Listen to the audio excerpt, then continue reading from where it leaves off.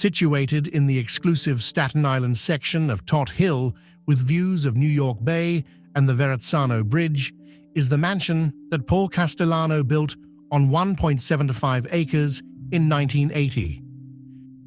It was referred to as the White House by members of the Gambino family, in an obvious comparison to the home of the President of the United States. The house was a reflection of the wealth and power that Castellano wielded, and it recently was put on the market in 2025 with a listing price of $18 million. Millions of dollars flowed up through the Gambino family's crews into Castellano's pockets. And yet every year, the man demanded more from his underlings, which would lead to his sudden downfall in 1985 at the hands of John Gotti.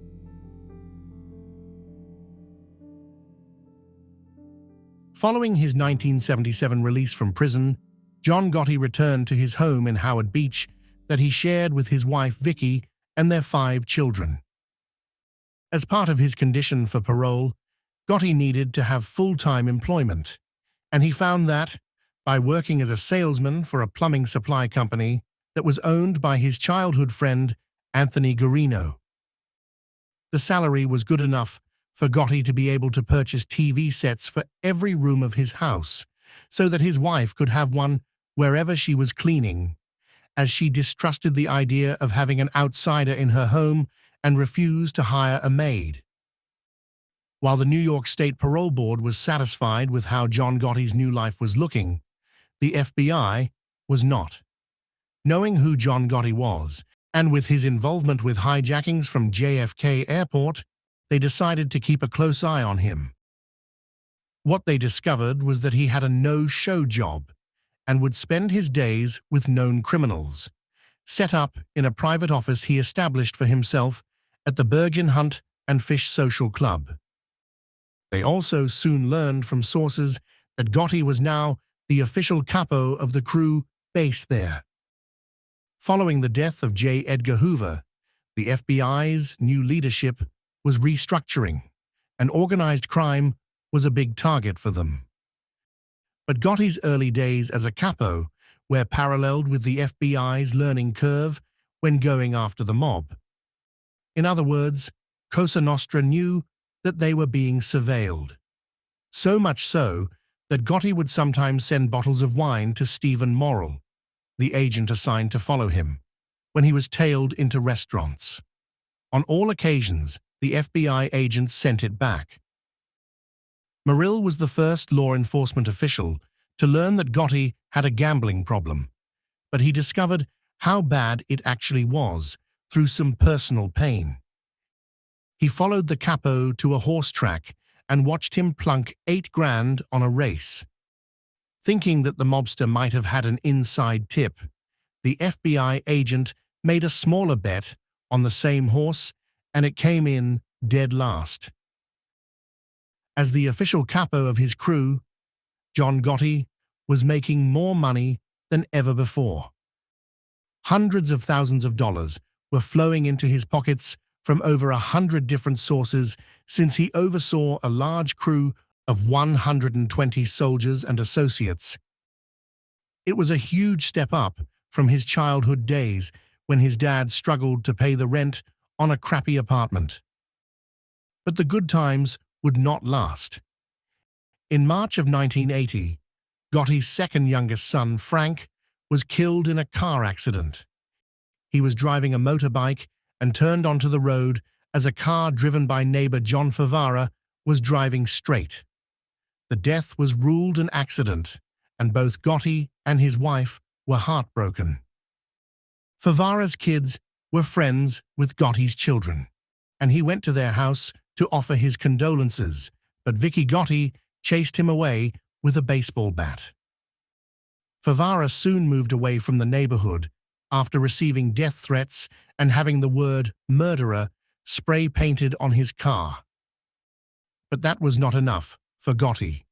In July of that year, witnesses reported that as Favara walked to his car after work, a man snuck up behind him and clubbed him over the head with a blackjack. He was then shoved into a van and never seen again. Like the people that Gotti might have killed before he became an acting capo, John Favara was never found. And he happened to disappear when the Gottis were in Florida on vacation, so there was no way for police to officially connect this to him either.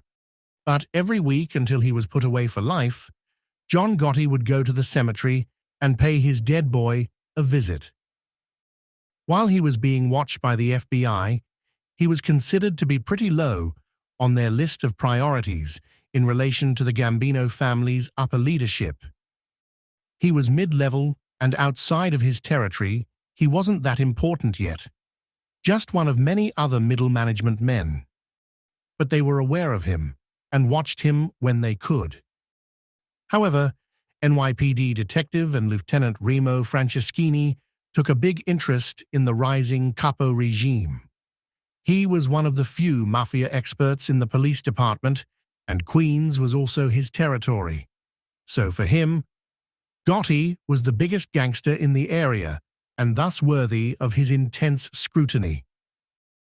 After receiving multiple tips about Gotti's involvement in gambling and loan sharking, Franceschini, working for the Queens District Attorney's Office, received permission to plant a bug in the social club and to tap 2 phones there.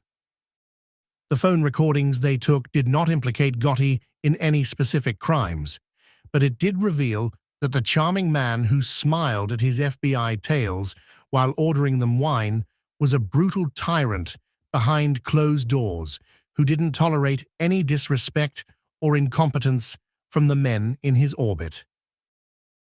The investigation did take down a gambling ring that was run by Gotti's crew, and it led to a raid of the Bergin Hunt and Fish Club. Gotti and his closest men were not arrested and seemed non-bothered by the cops. This got under Franceschini's skin, and he ended up gloating to Gotti about the wiretaps on his phones. Gotti put on a confident face and tried not to seem bothered, so the detective then went on to tell Gotti that they have him on tape making insults about boss Paul Castellano, while also referring to underboss Angelo Della Croce as the Polak. This nickname referred to Della Croce looking more Slavic than Italian, and it was forbidden, and this news made Gotti visibly nervous.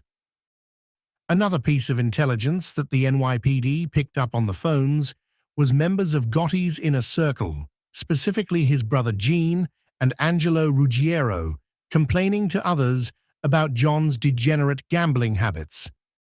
He had an addiction to putting money on losing football teams and had once also lost 60 grand betting on craps.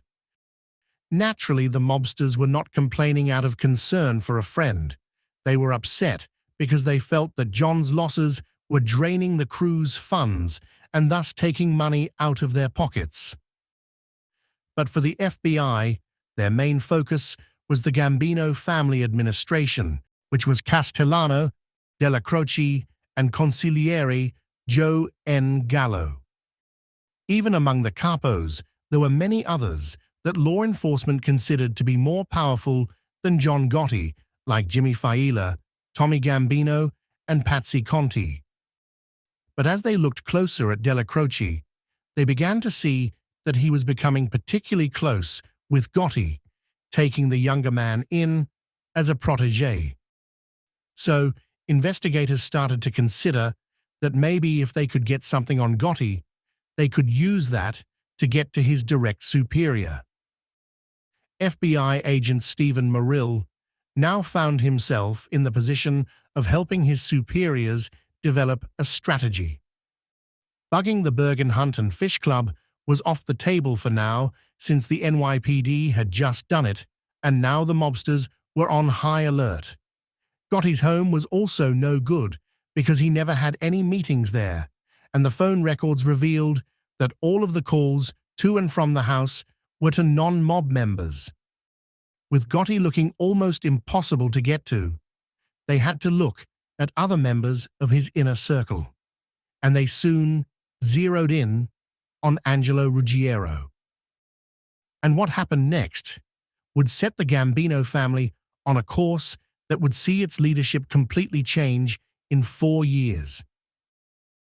Angelo Ruggiero, John Gotti's best friend and partner in crime since boyhood, had seen his Mafia career rise along with his friends. While Fat Angelo was the one with the family contact to the upper management, it was John that was promoted to captain. But rather than be resentful of his friend's success, he became his trusted executive officer for running his crew. The FBI began their operation into trying to take down Gotti by chipping away at the men who spent their days working for him. They weren't able to cultivate any of the maid soldiers into informants, but a few of the associates whose names we don't have did feed them some information, and they were all handled in a way that meant no one knew who else was talking. This protected them, and it also helped the FBI know that there wasn't any coordination among Gotti's men to feed them misinformation. And one tip that was always consistent was that Angelo Ruggiero loved to gossip. So much so that the men called him Yak Yak behind his back. One informant also told the feds Angelo had bragged that he had a foolproof way to avoid the feds listening into his phone calls. He had a separate line listed under his daughter's name that even had a pink princess phone that he would use for discussing business. Using the statements from the witnesses, the FBI was able to bug Angelo's house phone and his daughter's separate line. But they didn't get anything incriminating, and shortly after Ruggiero moved his family into a new house, which meant that the FBI needed new court orders and then needed to plant their wiretaps again. They also placed a bug in his kitchen's dinette after they got a tip that he liked to talk business there. On the second go-around, they started to yield results. The first piece of gold was Ruggiero talking about boss Paul Castellano. As Gotti's second-in-command, part of his duties included taking a trip every Sunday to the boss's Staten Island mansion to deliver that week's tribute. He would then get home and contact Gotti to inform him of what happened and then call other mobsters to gossip with them as well about what Castellano was saying to him. This was a reward for the investigators and prosecutors because it then gave them probable cause to set up a bug in Castellano's house. They even got enough talk about underboss Agnello della Croce to justify bugging his house as well. The seeds planted here would later form part of the Mafia Commission case in 1986. The conversations that Ruggiero was having in 1982 in the comfort of his home while the FBI listened were what set into motion the conflict between Castellano and Gotti that climaxed just before Christmas in 1985. Angelo's brother Salvatore died in a plane crash just off the coast of Georgia. He was a heroin smuggler and dealer, and this trip was a run to bring the valuable drug into the country. This prompted Angelo to partner with John Gotti to find his brother's stash, as well as collect millions in profit from a recent drug deal that he was owed. After he had these very incriminating conversations, he started to become panicked that the FBI was watching him. He hired a retired and corrupt detective to sweep his house for bugs. When the agents were informed, they turned them off. The detective missed the dinette, but he told Angelo that the phones were tapped. After he left the house, the detective was stopped by agents who warned him about the consequences of performing cleaning jobs for mobsters. The detective pled that he did not actually find anything and had made up what he said about the phones in order to justify his fee and get paid. Soon, Angelo found out that his home was bugged after a Genovese family member produced a copy of the FBI's court affidavit for the Title III eavesdropping. To this day, no one knows for sure how this document was leaked, but Ruggiero was furious and started making threats against Agent David McCormick because his name was on the document as he signed off on it. These threats prompted Bruce Mau, the special agent in charge of the Gambino family investigation, to pay a visit to Gotti's home with McCormick for an unannounced face-to-face meeting. Gotti was told that Angelo's threats were unacceptable and that he better get his soldier to stop. Gotti claimed to be unaware and thanked the agents for their time.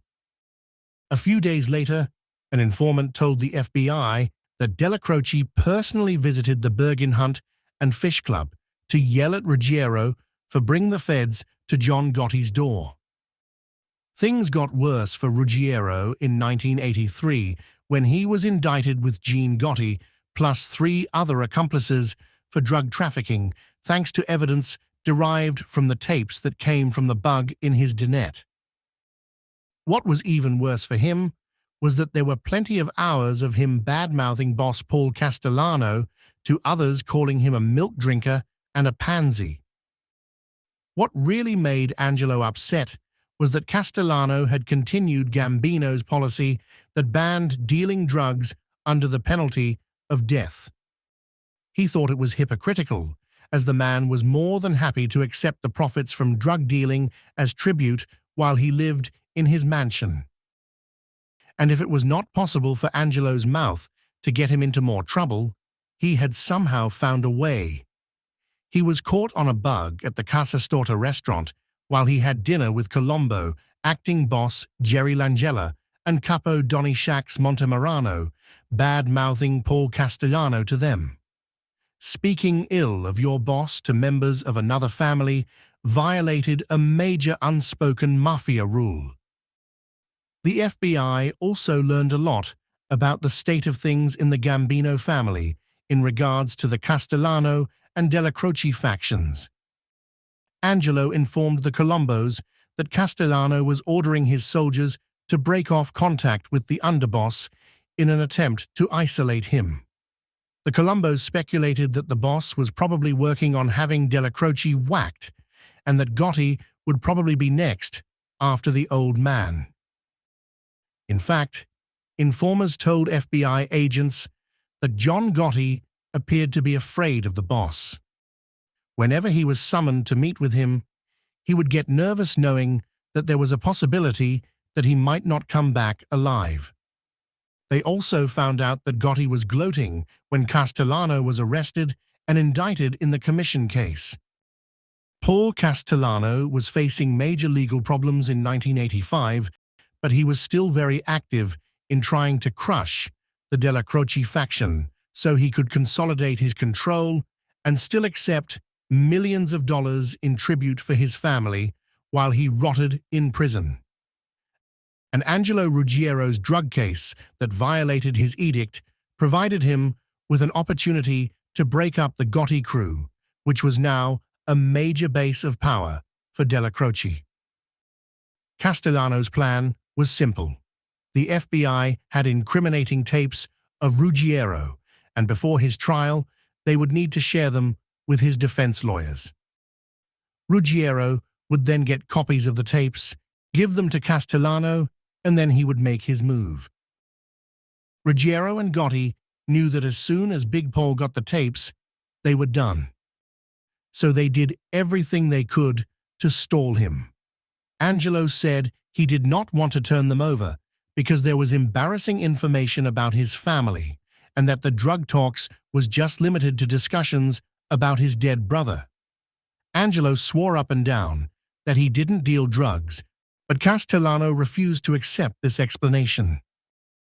By the spring of 1985, Della Croce, who was also indicted in the commission case, was dying of terminal cancer and was largely confined to his home. Thanks to Ruggiero's previous gossip, there was a bug there too, so all the conversations between Gotti, Angelo, and the underboss were recorded. Essentially, Ruggiero refused to hand over the tapes, and Della Croce warned him that if he didn't, the tensions could explode with a civil war between the factions that could leave a lot of people hurt or dead. He encouraged Angelo to hand over the tapes for the sake of peace, but Ruggiero refused to, and the meeting ended without a resolution.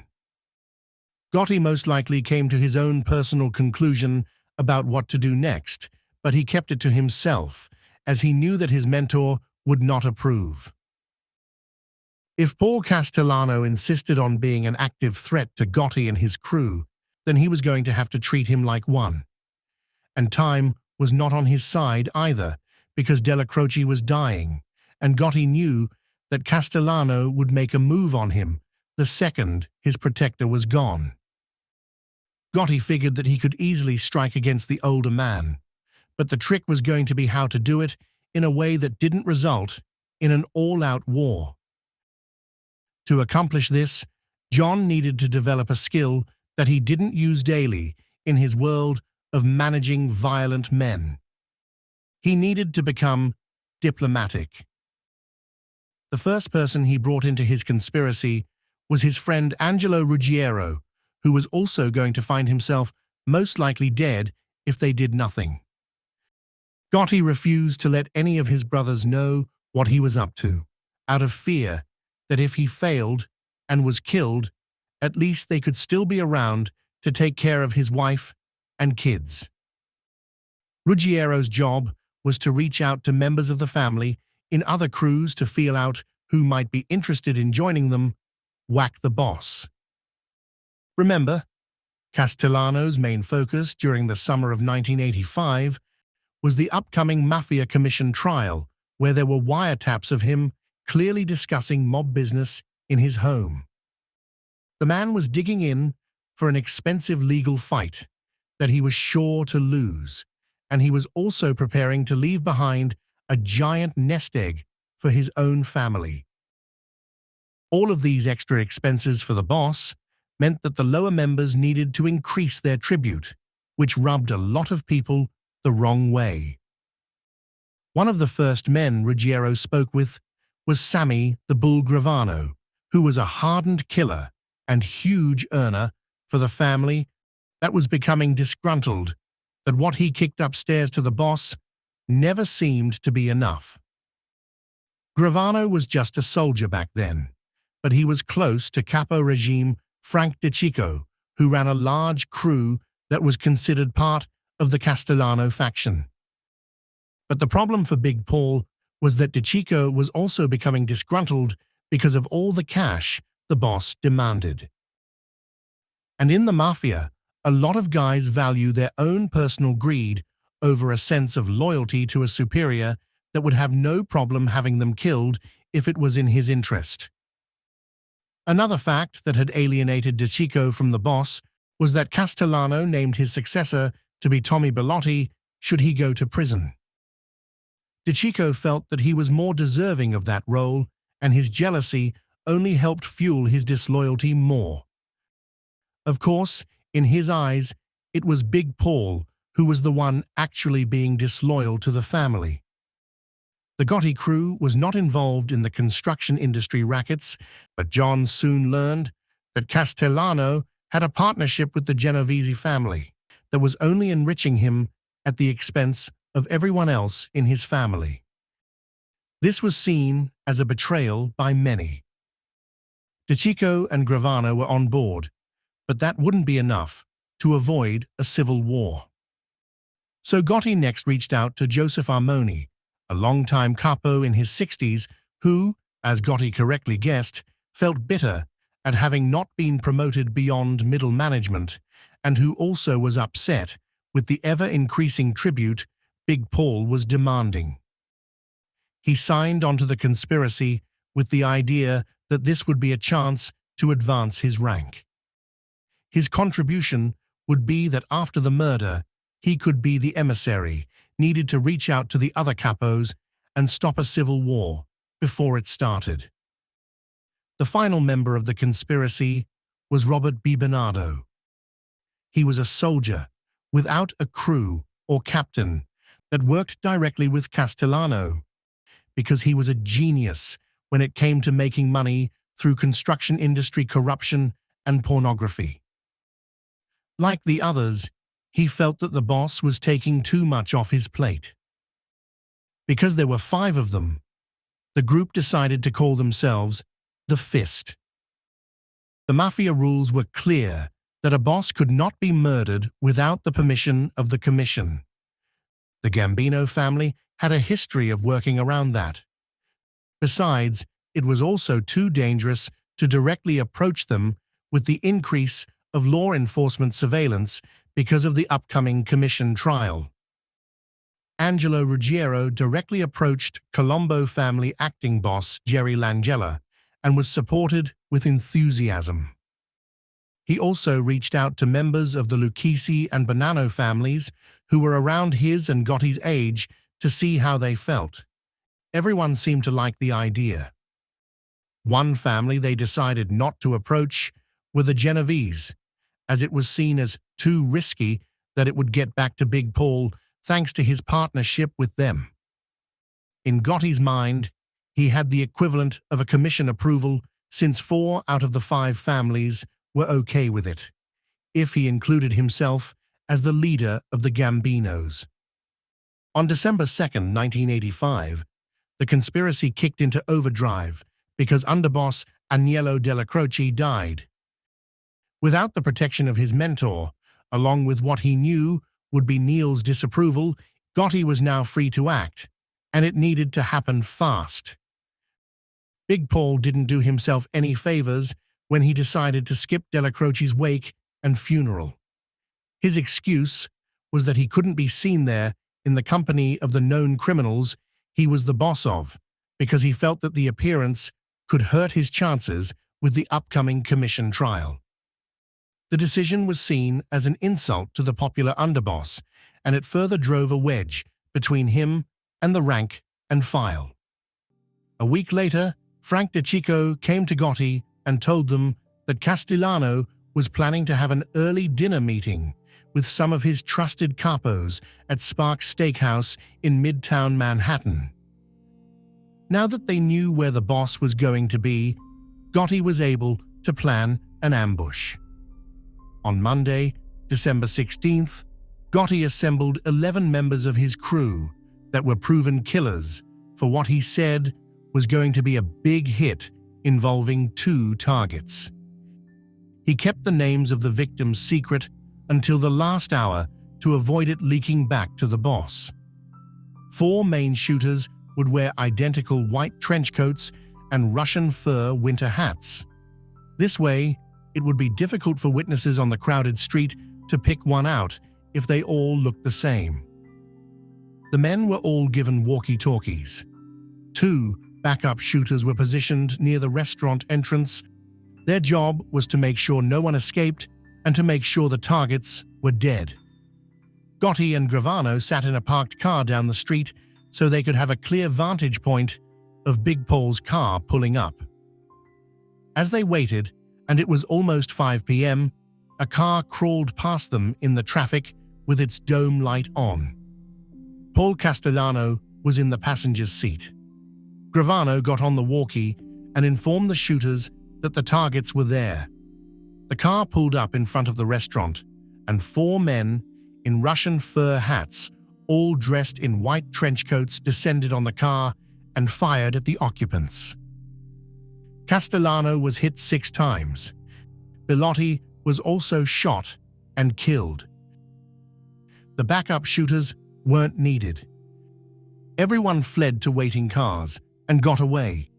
Gotti and Gravano pulled into the traffic and drove past the fresh crime scene.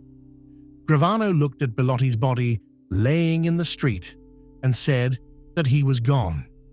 They then drove into the night and disappeared into New York City's traffic as the dead boss of the Gambino family lay bleeding in the street with no hope of being saved.